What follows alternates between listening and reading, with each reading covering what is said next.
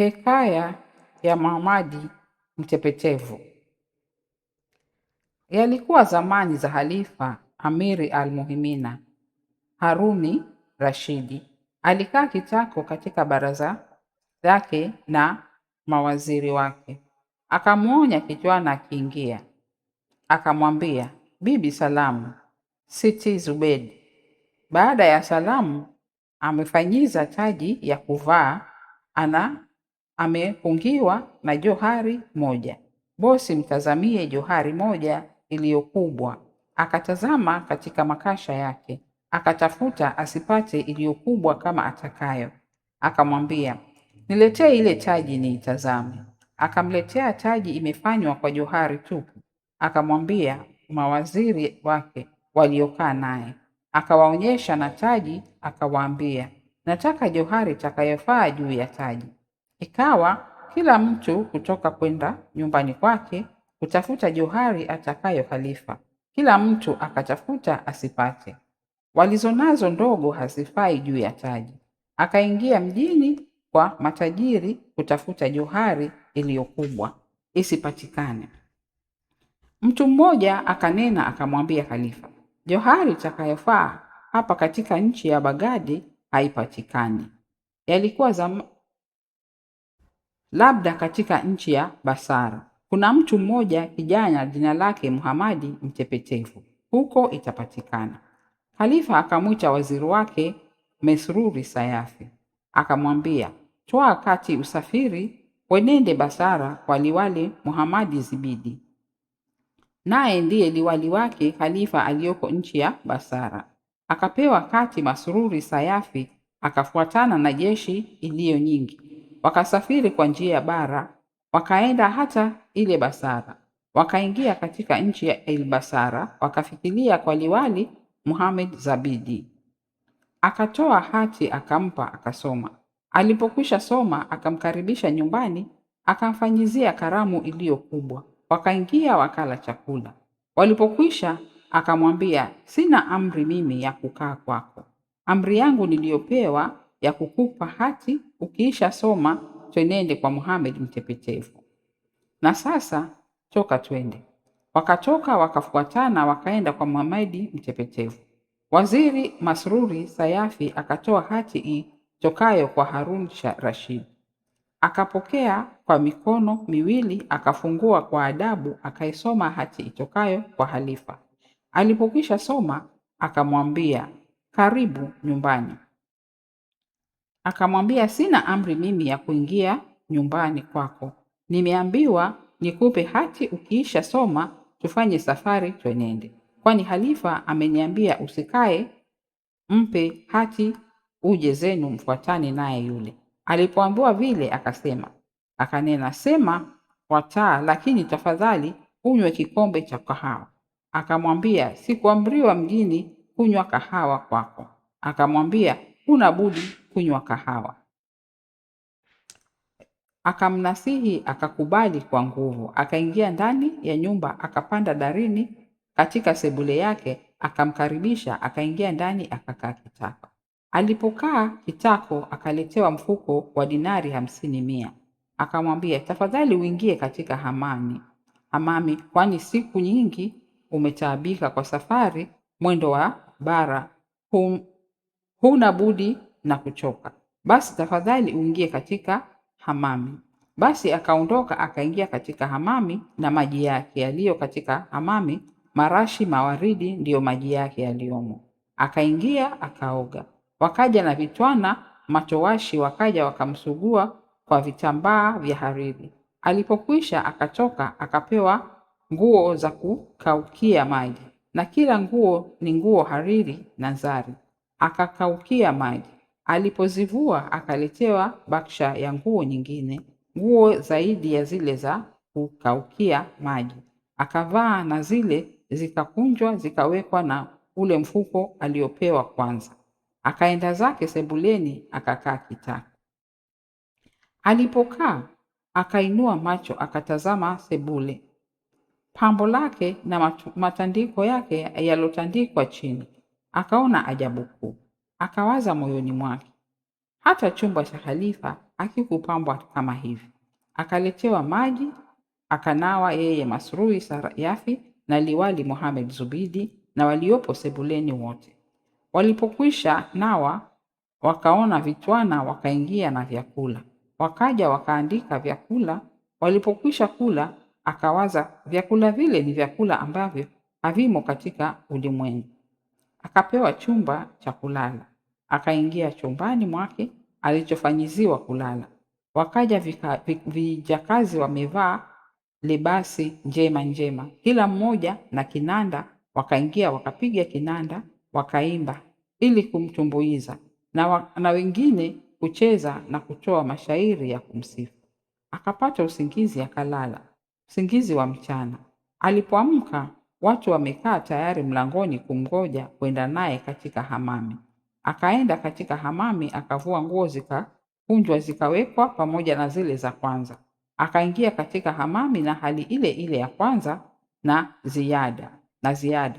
Basi alipotoka katika hamami, akapewa nguo za kukaukia maji. Alipokwisha kukaukia maji, akavua na nguo hizi za hariri na zari. Akaletewa nguo nyingine ya kutoka sebuleni, na kila nguo methmini akavaa, akatokea nje. Akitoka chakula tayari, wakaingia wakala chakula, wakaisha, wakajizungumza, hata usiku ukaingia. Akatandikiwa chumba kingine, akaenda kulala. Akitazama chumba kile ambapo pambo lake lililomo na samani zake, kapita chumba alicholala mchana. Akalala hata asubuhi. Akaamka, wakaja watu wakamtwaa, wakaenda naye katika hamamu. Akitoka akapewa nguo nyingine za kukaukia maji, akaisha, akaletewa nguo nyingine akavaa, na zile alizovaa kwanza zikakunjwa zikawekwa, na kila anapoletewa nguo kuletewa na mfuko wa dinari 50. Akatoka nje, akaenda akala chakula. Walipokwisha kula, akamwambia Mohamed mtepetevu, mimi sina idhini ya kukaa siku 2, na leo siku ya pili hii, basi fanya safari twende zetu. Akamwambia, ningoje siku ya leo ishi, kwani nataka bagala wa kupakia zawadi zangu nitakazo kumpelekea halifa. Akamwambia, nimekupa ruhusa ya leo. Akafanya shughuli zake mchana kutwa. Siku ile ikawa kustarehe hata jua likatua. Akaingia katika hamami waziri yule Masruri Sayafi. Alipotoka akapelekwa kama zile za kwanza, akavaa, na kila nguo anazovaa hukunjwa zikatiwa ndani ya kasha na mfuko wa dinari 50, na nguo hizo na fedha hizo zake mwenyewe Masruri Sayafi. Wakakaa hata asubuhi, wakafanya safari yao. Wakaletwa bagala 100. Mabagala hao kupakia haja zake Mohamed mtepetevu. Wakapakia, akaamrisha kutandikwa bagala wake 2 kwa seruji na dhahabu, na lijamu zake za dhahabu na vigwe vyake vya hariri. Mmoja akapanda yule mwenyewe Mohamed mtepetevu, na mmoja akapanda yule waziri Masruri Sayafi. Na liwali Mohamed Zabidi wakaingia katika safari kusafirisha kwenenda kwa halifa nchi ya Bagdadi. Wakasafiri jeshi kuu, wakaenda njiani. Jua likichwa, wakafanya hema zao wakalala, na hema ya Muhamadi mtepetevu, hema yake hariri na miti yake ya udi, wakalala yeye na waziri Masruri Sayafi. Asubuhi wakaamka, wakatoa vyakula vyao na vinywaji vyao, wakala wakinywa, wakaisha, wakatandika nyama zao, wakapanda. Ikawa hali hiyo, jua likichwa wakalala, na usiku ukicha wakaenenda. Na katika safari mle, yule waziri Masruri Sayafi akawaza ndani ya moyo wake, akanena, mimi nitakapofika kwa halifa nitamwambia amuulize sababu yake ya kupatia mali mengi hivi, nami namfahamu babaye alikuwa mumishi katika hamami. Wakaenda wakafika kwa halifa, wakatoa salamu mbele yake halifa, naye halifa amekaa na mawaziri wake pale. Akamkaribisha, akaanguka chini ya miguu yake halifa yule mtepetevu. Akamwambia, nataka msamaha kwako, na maneno nataka kwambia. Akamwambia, sema. Basi akainua uso wake akatazama juu, akatikiza midomo yake, zikapasuka juu ya nyumba, yakatoka kama majumba na bustani na miti ndani ya bustani, na miti ile majani yake ya lulu na matunda yake ya marijani. Khalifa akastaajabu mno, akamuuliza, mali haya umepata wapi wewe? Nawe hatukufahamu ela Muhamadi mtepetevu, na baba yako alikuwa mnunishi katika Hamani? Basi ilikuwaje hata ukapata mambo haya wewe? Akamjibu akamwambia, ukiniamuru nitakupa hadithi yangu, na haya pia sikuletea kwa kuogopa, lakini nimetazama haya hayafai ila kwako wewe mfalme. Basi kama wataka nikupe hadithi yangu nitakwambia. Mfalme akampa amri, akamwambia, lete hadithi yako. Akamwambia, zamani za kwanza nilipokuwa mdogo na baba yangu alipokufa, nilikuwa mvivu sana, hata chakula akinilisha mama yangu, na nijapolala siwezi kugeuka ubavu wa pili, sharti aje mama anigeuze. Ikawa mama akienda kuomba, akipata kitu akinilisha. Nikakaa hali hiyo miaka amstasha na katika uvivu, amtanashara katika uvivu. Hata siku moja mama akaenda akaomba, akapata dirhamu 5. Akinijia kule nyumbani kwangu nilipolala, akanambia, leo nimekwenda omba, nimepata hizi dirhamu 5. Basi toa hizi dirhamu 5 umpelekee Sheikh Abalmatfar, naye Sheikh anasafiri, anakwenda katika nchi ya Sini.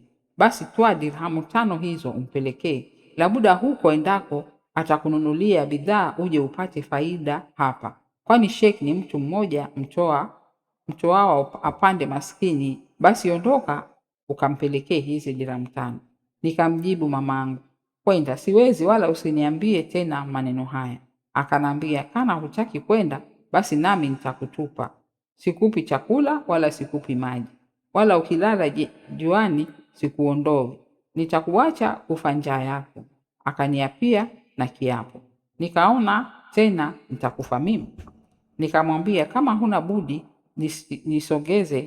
nisogezee viatu vyangu. Akanisogezea. Nikamwambia, nivike miguuni. Akanivika. Nikamwambia, nipe na kanzu yangu. Akaniletea. Nikamwambia nivike. Akanipa na nguo ya kujitanda. Nikamwambia, nipe na gongo langu mkongojo nipate kujigongojea. Akanisongezea. Nikamwambia, niondoe basi nisimame. Akaniondoa. Nikamwambia, kaa kwa nyuma ukanisukume nipate kwenenda. Basi ikawa hali hiyo, akanisukuma hiinua mguu mmoja hata tukafika pwani. Tukamtafuta Sheikh Abalmatfar yu katika kupakia. Aliponiona akastaajabu, akanambia, vilikuwaje leo hata ukafika pwani huku?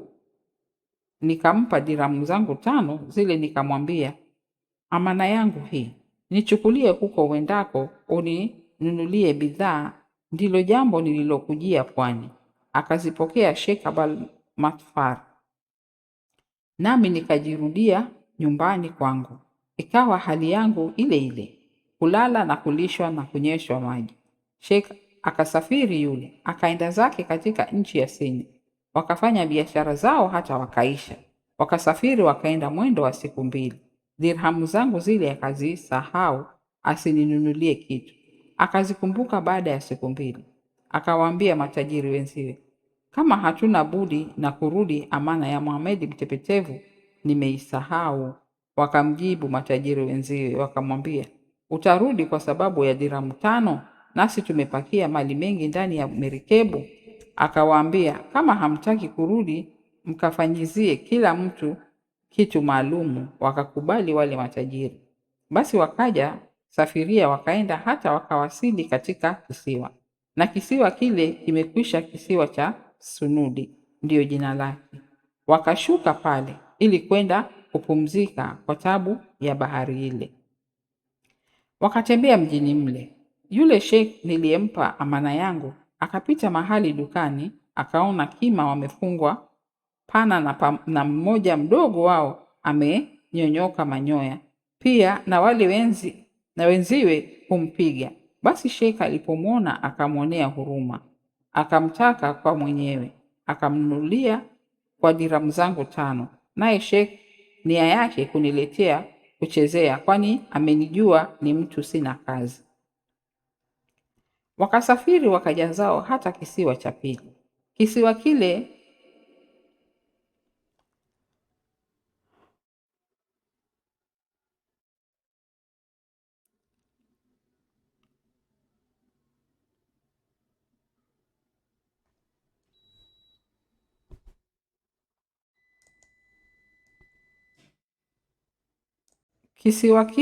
kinaitwa kisiwa cha Sudani, kwani wenyewe na watu wenzi wao hula nyama za wanadamu. Walipoona merikebu imefika pale, wakaipandia, wakaenda wakawafunga watu waliomo pia wote, wengine wakachinja wakala nyama zao. Akasalia Sheikh Abal Matfar na jamaa zake watu 2 na nusu ya baharia, wakafungwa ili kuchinjwa asubuhi. Hata ilipofika usiku, akaondoka yule kima, akafungua yeye kwanza, akaisha akafungua Sheikh Abal Matfar, akaisha akafungua na wale jamaa waliosalia, hata akawaisha pia wote. Sheikh alipoona wamefunguliwa, wakakimbia wakaenda zao merikebuni kwao, wakaiona bado nzima haijavunjika, wakatweka wakakimbia, wakaenda katika bahari kule katika kuja zao. Na watu katika merikebu mle kuzamia lulu. Alipoona kima yule watu wanaazimia lulu, naye akajitosa pamoja nao. Sheikh akasema, nimekwisha potea kwa bakti ya yule maskini ya Mungu. Hata zamani waliporejea watu naye akarejea nao, amechukua na lulu zake njema kuliko za watu, akamtupia bwana wake miguuni pake. Basi akawaambia jamaa wale, kama sisi hatungepona ila kwa sababu ya kima huyu, basi kila mtu na atoe dinari thenashara 100 tumpelekee bwana wake, kila mtu dia ya roho yake. Wakatoa, akazikusanya Sheikh Abdal Matafar, akachanganya na lulu zile alizopata kima, na faida ya dirham 5 zangu akatia ndani ya makasha, akafunga, akaandika alama ya Muhammad mtepetevu. Basi wakasafiri hata wakafika nchi ya Basara, wakapiga mizinga, wakashuka. Mama yangu akasikia kama Sheikh Abal Matfar amekuja, akaja akaniambia, toka uenende ukamtazame Sheikh Abal Matfar, ukampe mkono wa salama. Nikamwambia siwezi kwenda, njoo niondoe. Akaniondoa, akanivika viatu vyangu na nguo zangu. Basi nikamwambia nipe fimbo yangu, akanipa fimbo yangu. Nikamwambia kaa nyuma ukanisukume, akakaa nyuma akanisukuma. Nikainua mguu mmoja akanisukuma, nikainua mguu mmoja hata tukafika. Nikaonana naye nikampa mkono, akaniuliza hali, akaisha akaniambia amana yako itakuwasilia nyumbani. Tulipokwisha onana tukatoka na mama yangu akanisukuma hata nikafika nyumbani kwetu. Nikafika nikarejea mahali pangu nikalala. Kitambo kidogo nikaona mtu akaingia, akaja akinipa kima. Yule akaniambia salam Sheikh Abdul Matfar. Nikapokea kima yule, nikamwacha. Akatokea yule mtu aliyoleta kima, nikamwita mama yangu akaja, nikamwonyesha, nikamwambia kitu kikubwa alichoniletea Sheikh Abdul Matfar hapa petu kima wanakuzwa 10 kwa diramu, na diramu 5 ameniletea kima mmoja.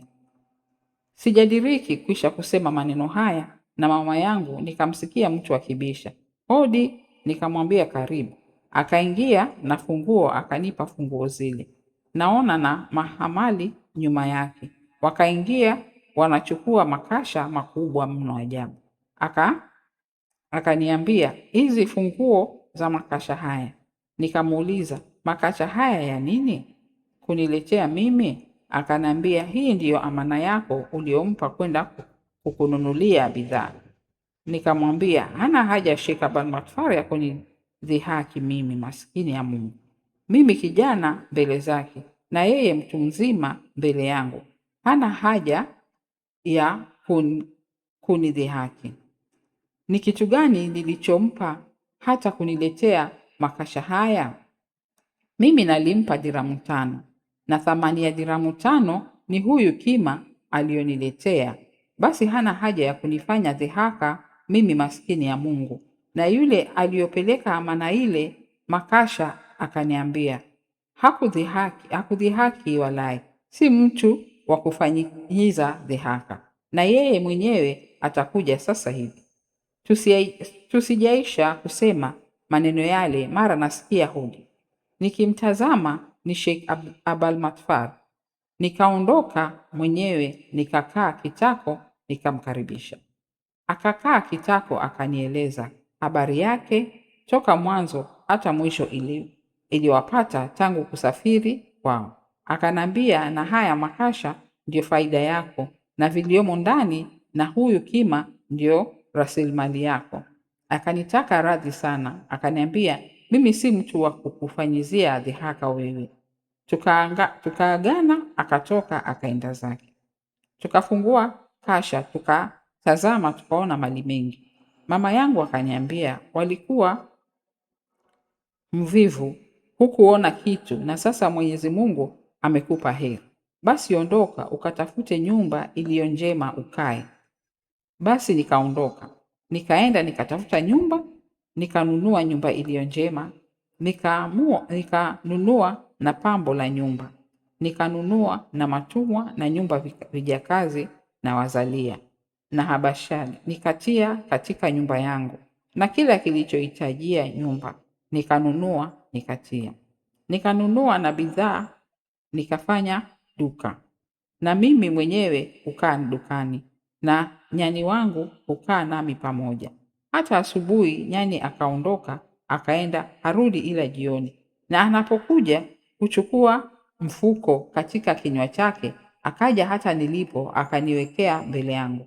Nikaushika mfuko ule, nikaufungua, nikatazama ndani mna dhahabu. Nikazimimina dhahabu ile mashkaz, nikahasibu 50, nikazitoa nikaziweka. Nikakaa hata asubuhi. Zamani nilipokula akaja kula sote. Nikakaa hali hiyo, kutoka asubuhi ukarudi, akatoa mfuko mashkaz. Hata siku nyingi zikapita.